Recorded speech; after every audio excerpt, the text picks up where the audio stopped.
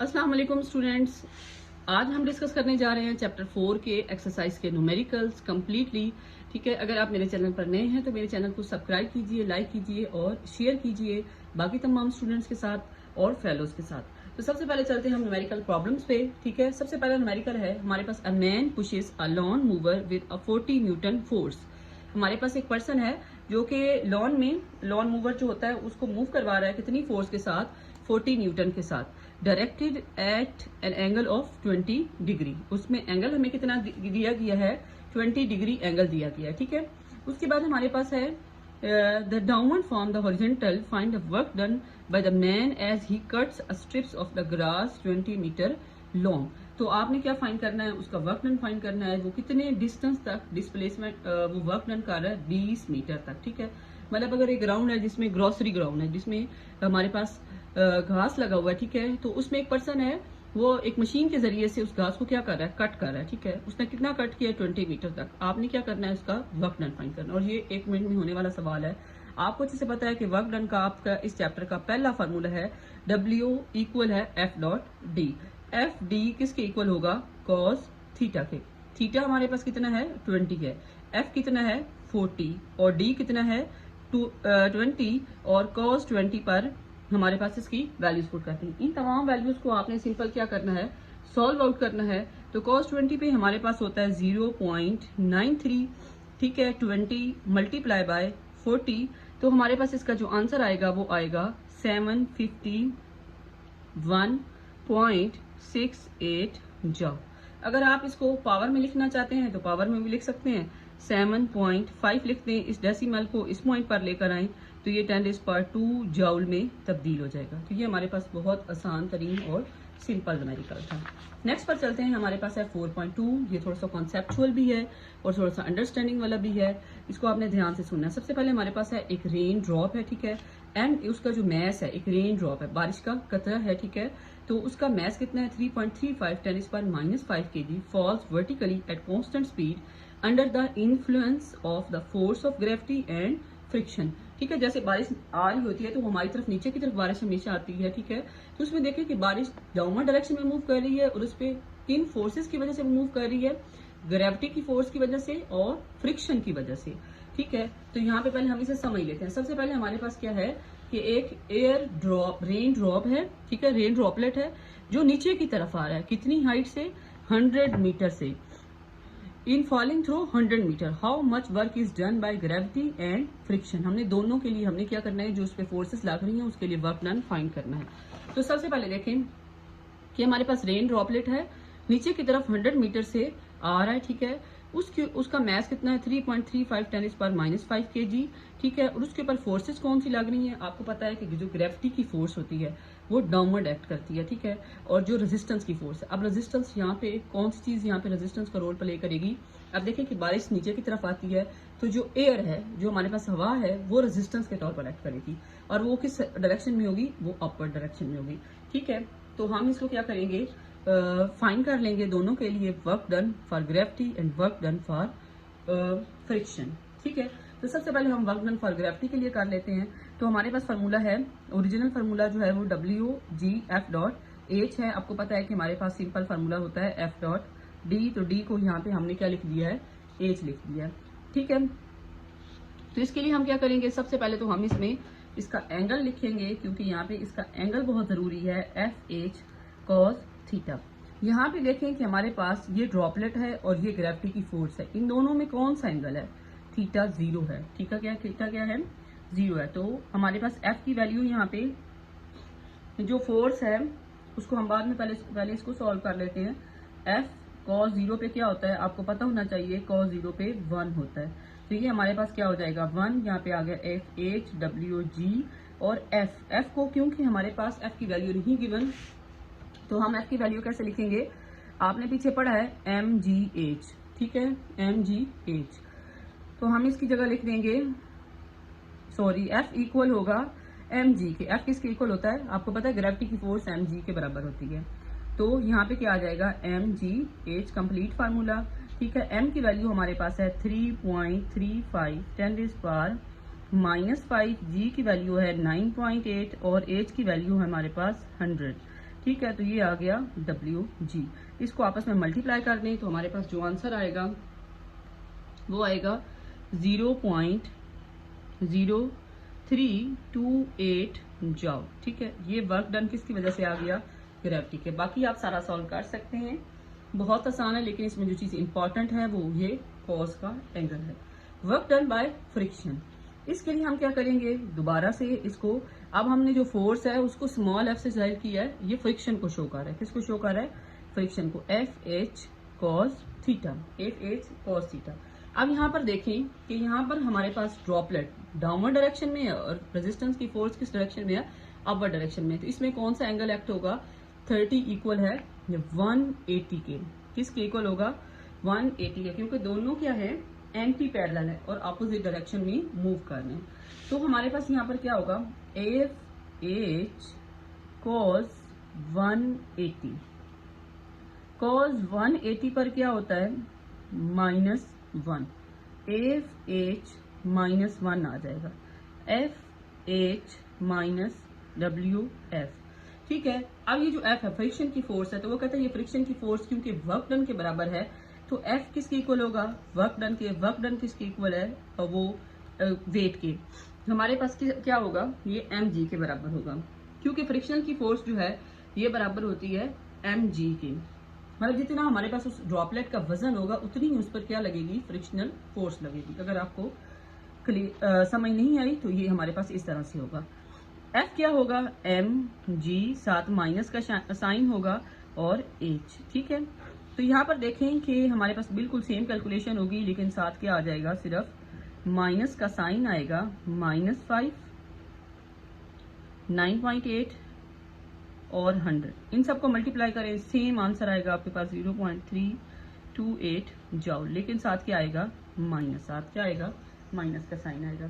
तो इसमें जो इंपॉर्टेंट बात थी वो इसकी डायग्राम थी, और इसमें इंपॉर्टेंट समझने वाला जो है वो इनके जस्ट एंगल्स हैं बस। बाकी नेक्स्ट हमारे पास है क्वेश्चन नंबर 4.3, जो कि मोस्ट इंपॉर्टेंट है बोर्ड के एग्जाम्स के लिए। ठीक है, ये इस बार तो नहीं, लेकिन लास्ट वाले पेपर्स में हमारे पास ये बोर्ड के एग्जाम्स में रिवाइज हो चुका है। ठीक है, फॉर अ बोर्ड एग्जाम्स, और आपके कॉलेज के एग्जाम में भी ये कई बार रिवाइज होता रहता है। ठीक है, तो हमारे पास सबसे पहले क्या है कि इस क्वेश्चन में वो कहता है कि हमारे पास 10 ब्रिक्स हैं। ठीक है, ब्रिक्स को तो आप समझते ही होंगे, ईंटें, ठीक है, जिन्हें हम घर बनाने के लिए इस्तेमाल करते हैं। क्या है, 10 ब्रिक्स हैं, ईच 6 सेंटीमीटर थिक है, हर एक की थिकनेस कितनी है, 6 सेंटीमीटर। मैस कितना है, 1.5 kg। Lie flat on table, table के ऊपर वो इस तरह से पड़ी हैं। ठीक है, how much work is required to stock them on the top of the other, one on the other. ठीक है, आपने इस बात पे भी गौर करना है, ये इंपॉर्टेंट है कि हमारे पास क्या है कि एक टेबल है। ठीक है, एक टेबल है और टेबल के ऊपर 10 ब्रिक्स पड़ी हैं। एक पहले से वो कहता है पड़ी हुई है, मतलब सारी पड़ी हैं, एक के ऊपर आपने रखनी शुरू करनी है, कोई भी एक, 10 में से किसी एक पर आपने, मतलब उस ईंट को आपने खुद नहीं रखना। ठीक है, बाकी ब्रिक्स को इसके ऊपर रखना शुरू करेंगे। तो मीन कि इस ब्रिक के लिए हम कोई काम नहीं कर रहे पहली के लिए, तो फर्स्ट के लिए वर्क डन कितना हमारे पास होगा, या 0 होगा। हमने किसके लिए फाइंड करना है, वर्क डन सेकंड के लिए। तो सेकंड के लिए देखें कि आपने एक ब्रिक उठाई और यहाँ पर रखी, तो उसकी कितनी हाइट है, h, उसकी कितनी हाइट हो गई, h। पहले के लिए हमारे पास वर्क डन क्या होगा, 0 होगा, और अगले के लिए कितनी उसकी हाइट है जो आपने कवर की है, 1h। ठीक है, तो हमारे पास यहाँ पे वर्क डन आ जाएगा mgh। अब आपने इसके बाद रखनी तीसरी है, लेकिन उसके लिए जो हाइट होगी वो कितनी हो जाएगी, जो आप तय कर रहे हैं वो 2h। ठीक है, m3 के लिए क्या होगा, mg 2h। ठीक है, तो ये कितनी होगी, 2mgh। इस तरह से W4, जब आप इसके ऊपर चौथी ब्रिक रखेंगे तो हमारे पास जो हाइट आपने तय की है, जो आपने काम किया वो कितना किया है कि 3 हाइट तक उसे ले गए हैं। तो हमारे पास वर्क डन आएगा 3mgh। वर्क डन का आपको फार्मूला पता है कि F.D होता है। अगर किसी बच्चे को नहीं समझ आई तो फोर्स बराबर होती है mg के, d हमारे पास होगा h, तो mgh होगा। यहाँ पे मसला जो है वो सिर्फ हाइट का, हाइट चेंज हो रही है, पहले 0 थी तो 0 वर्क डन, फिर 1 थी तो 1, फिर उसके बाद 2, 3 और इस तरह से आगे हम चलते जाएंगे और हम इसको लिखेंगे कब तक। चलो मैं सारा लिख के आपको बता देती हूँ। 5 तक, 6, 7, ठीक है, 8, 9 और 10।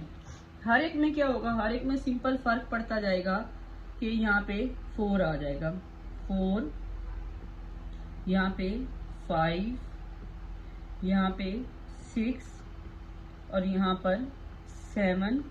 आप एक एक ब्रेक रखते जाएंगे तो एक का इजाफा होता जाएगा इसमें हाइट का, ठीक है। 8 और यहाँ पर 9 MGH, ठीक है।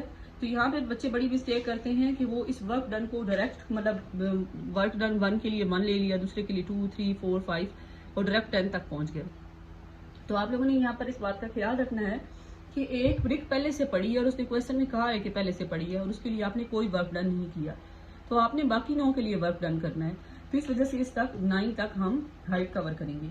अब हम क्या कर देंगे, इसको टोटल वर्क डन में ऐड कर देंगे। तमाम वर्क डन को क्या कर देंगे, ऐड कर देंगे। 2, 3, ठीक है, इस तरह का 10 तक तमाम वैल्यूज पुट कर देंगे। तो 0 MGH, 2 MGH, ठीक है, 3 MGH, 4 MGH, 5 MGH plus 6 MGH plus 7 MGH plus 8 MGH plus 9 MGH।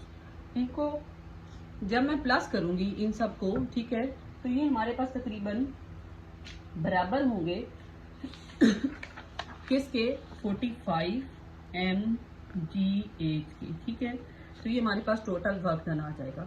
अब हम क्या करेंगे, इसकी वैल्यूज पुट कर देंगे। इसकी वैल्यूज हमारे पास क्या है, M की वैल्यू क्या है 45, M की है 1.5, ठीक है, G की कितनी है हमारे पास 9.8 और H की जो वैल्यू है वो हमारे पास है 0.06, ठीक है। उसको हमने किस में तब्दील कर दिया है, ये देखें H हमारे पास क्या है 0.06 मीटर, ठीक है। इन सबको आप मल्टीप्लाई कर दें तो जो हमारे पास आंसर आएगा वो तकरीबन अप्रोक्सीमेटली ये आएगा, ठीक है। इसको आप खुद अप्रोक्सीमेट कर दें किसके, 40 के, किसके 40 जॉउल के, ठीक है। वर्क डन ये आया, लेकिन इसको हम किसके बराबर लिखेंगे, 40 जॉउल के।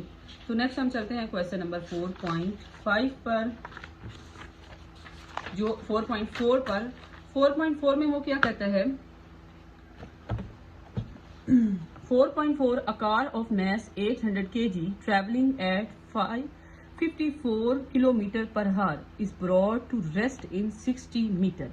पहली लाइन में भी अब वो बहुत ज्यादा डाटा दिया हुआ है। सबसे पहले देखें कि उसका मैस कितना है, कार का 800 kg है, ट्रेवलिंग एट 54 किलोमीटर पर हार, उसकी इनिशियल वेलोसिटी कितनी है 54 किलोमीटर पर हार। सबसे पहला काम आपने रुक के ये करना है कि आपने इसे तब्दील कर देना है मीटर पर सेकंड में। कैसे, किलो की जगह हम क्या लिखेंगे 54,000। आपको पता है कि 1 किलो किसके बराबर होता है 1000 के, ठीक है। और हमारे पास हार घंटा, 1 घंटे में 36 सेकंड होते हैं, ठीक है। तो इसकी जगह पे हम क्या लिख देंगे 36 सेकंड, ठीक है। और ऊपर हमारे पास क्या आ जाएगा, मीटर पहले से मौजूद है, ठीक है। इनको मल्टीप्लाई वगैरह करें तो इसका जो आंसर आएगा वो हमारे पास आएगा 15 मीटर पर सेकंड, ठीक है। ये काम आपने पहले कर लेना है। उसके बाद हम चलते हैं एंड ब्रा टू रेस्ट, तो उसकी फाइनल वेलोसिटी क्या होगी 0, डिस्टेंस कितना है 60, what average retarding force on the car, दो चीजें फाइंड करनी है, और एक what has happened to original kinetic energy. पहले हम फोर्स फाइंड कर लेते हैं, और कौन सी फोर्स फाइंड करनी है, रिटार्डिंग फोर्स फाइंड करनी है, ठीक है। और वो कह रहे हैं कि उसकी जैसे ही आप रिटार्डिंग फोर्स फाइंड करेंगे तो उसकी काइनेटिक एनर्जी के साथ क्या होगा, ठीक है। तो हम सबसे पहले फोर्स फाइंड कर लेते हैं। अब देखें कि हमारे पास क्या है कि यहाँ पर भी एनर्जी का रूल लगेगा कि कार जब मूव कर रही थी तो उसके पास जो एनर्जी थी वो लॉस होकर किस में तब्दील हो रही है, काइनेटिक एनर्जी में, वर्क एनर्जी प्रिंसिपल, जो कि हमारे पास किसके बराबर है, work energy principle del kinetic energy के, ठीक है, किसके, डेल काइनेटिक एनर्जी के। और ये हमारे पास बराबर होगी 1/2mv/f², 1/2mvi²। और वर्क डन हमारे पास यहाँ पे बराबर है F.d के, ठीक है। तो यहाँ पे देखें फाइनल वेलोसिटी 0 है तो ये सारा 0 हो जाएगा और हमारे पास बच गई 1/2mvi² और यहाँ पे बच गया F.d। यहाँ पर देखें कि F हमने क्या करना है, मालूम करना है। D हमारे पास है 60 माइनस 1/2m हमारे पास है 800, ठीक है। और हमारे पास जो इनिशियल वेलोसिटी है वो कितनी है, 15 का स्क्वायर। अब इसे अगर हम सारे को सॉल्व करते हैं तो हमारे पास ये 2 से इसको कट कर दें तो ये आ जाएगा 400, ठीक है। इसको मल्टीप्लाई करेंगे 15 के स्क्वायर के साथ, ठीक है। और यहाँ पे 16f है, ठीक है। तो ये हमारे पास 60 को ला के इधर क्या कर दें, डिवाइड कर दें तो हमारे पास क्या हो जाएगा, 60 को डिवाइड करेंगे तो इसका जो आंसर आएगा वो आएगा 1500 न्यूटन, ठीक है। और ये माइनस का साइन शो कर रहा है कि ये कौन सी फोर्स है, रिटार्डिंग फोर्स है, ठीक है, सही है। जो फोर्स क्या है, कम हो रही है। अब देखिए कि जब हमारे पास गाड़ी पहले मूव कर रही थी तो उसकी स्पीड कितनी थी, काइनेटिक एनर्जी का फार्मूला क्या होता है, 1/2mv², क्या है, 1/2mv² है, ठीक है। काइनेटिक एनर्जी किसके बराबर होती है, 1/2mv² के, ठीक है। अब यहाँ पे ये देखें कि जब पहले वेलोसिटी कितनी है, 54 है, फिर क्या हो गई है, 0 हो गई है, तो क्या होगा, what happens to original kinetic energy, तो ओरिजिनल काइनेटिक एनर्जी क्या हो जाएगी, डिक्रीज हो जाएगी। बस आपने ये लिख देना है, ठीक है, इसको कैलकुलेट नहीं करना। अब हम चलते हैं क्वेश्चन नंबर 4.5 पर, ठीक है।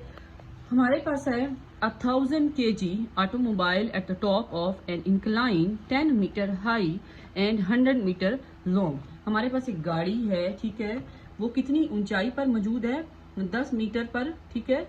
ऑटोमोबाइल एक गाड़ी है, कार है, वो किसी पहाड़ी के ऊपर 10 मीटर ऊपर मौजूद है, ठीक है। उसने वहां से नीचे की तरफ आना है और इंक्लाइन मतलब इस तरह से उसने एक रास्ते से आना है, कितने फासला तय करना है, 100 मीटर तय करना है। और उस गाड़ी का मैस कितना है, 1000 kg है, ठीक है। उसके बाद हमारे पास 100 metre long released and rolls down the hill, वो पहाड़ से नीचे उतर रही है, ठीक है। And what is the speed of the bottom of incline if the average retarding force due to friction is 480 newton. उसकी जो फोर्स है वो कितनी है, 480 न्यूटन है। और वो कहता है कि जब वो यहाँ से स्टार्ट से बॉटम तक पहुंचती है तो इस जगह पर उसकी वेलोसिटी बताएं, क्या बताएं, वेलोसिटी। तो यहाँ पे देखें कि हमारे पास क्या है कि यहाँ पर उसके टॉप में उसके पास पोटेंशियल एनर्जी थी और जब बॉटम पे जाएगी तो वो किस में तब्दील हो जाएगी, काइनेटिक एनर्जी प्लस किस में, फ्रिक्शन में, क्योंकि यहाँ पर रिटार्डिंग फोर्स है, मतलब यहाँ पर फ्रिक्शन भी है। तो आपने ये प्रिंसिपल बल्कि ये फार्मूला पढ़ा है, लॉस ऑफ पोटेंशियल एनर्जी, तो ये किस में तब्दील हो रहा है, gain in kinetic energy plus work done against friction, ठीक है। तो हम क्या करेंगे, अब हमारे पास फार्मूला देखें, लॉस ऑफ पोटेंशियल एनर्जी का फार्मूला है mgh, काइनेटिक एनर्जी का क्या है 1/2mv²। और हमारे पास ये जो वर्क डन अगेंस्ट फ्रिक्शन का आपने पढ़ा है वो पढ़ा है आपने Fd, क्या पढ़ा है, Fd। हमें वेलोसिटी फाइंड करनी है तो हम क्या करेंगे, Fd को इधर माइनस कर देंगे 1/2mv²। अब हम तमाम वैल्यूज को पुट कर देते हैं तो मैथ देखें कितना है, 1000, g हमें पता है 9.8 है, h हमें पता है 10 है और f 480, ठीक है। d कितना है 100, 1/2m, m कितना है 1000, ठीक है। और v हमने क्या करना है, फाइंड करना है। अब हम सबसे पहले क्या करेंगे, इसको आपस में मल्टीप्लाई कर देंगे तो ये हमारे पास बनेगा 98, ठीक है। एक 10 आएगा और 10 कट जाएगा तो आप देखेंगे ये 98,000 आ रहा है सीधा सीधा, ठीक है। और ये इसको मल्टीप्लाई करें ना तो ये बनता है 48,000, ठीक है, 48,000, ठीक है। और ये बनेगा 2 को इसे कट कर देंगे, 2 5 are 10 तो 500, ठीक है, 500 v²। तो ये इसमें से जब हम इसे माइनस करेंगे तो ये बचेगा 50,000, ठीक है। और ये कितना है 5, इसको आप डिवाइड करें तो आप देखें कि हमारे पास ये 0 0 से कट जाएगा और 5 क्या होगा 1 जार 5 0, तो ये हमारे पास 100 आ जाएगा v स्क्वायर। इसका आप क्या ले लें, स्क्वायर रूट ले लें, तो v हमारे पास कितना होगा, सिर्फ 10 मीटर पर सेकेंड। ठीक है, बॉटम में आकर उसकी स्पीड क्या हो जाएगी, कम हो जाएगी, इतनी हो जाएगी 10 मीटर पर सेकेंड। ठीक है, आई थिंक सो कि आपको बहुत अच्छे से न्यूमेरिकल क्लियर हो गए होंगे। ठीक है, और आपने अगर आपको न्यूमेरिकल समझ जाते हैं तो लाजमी फीडबैक के तौर पर आपने कमेंट सेक्शन में कमेंट ज़रूर कीजिएगा। ओके जी, अल्लाह हाफिज़।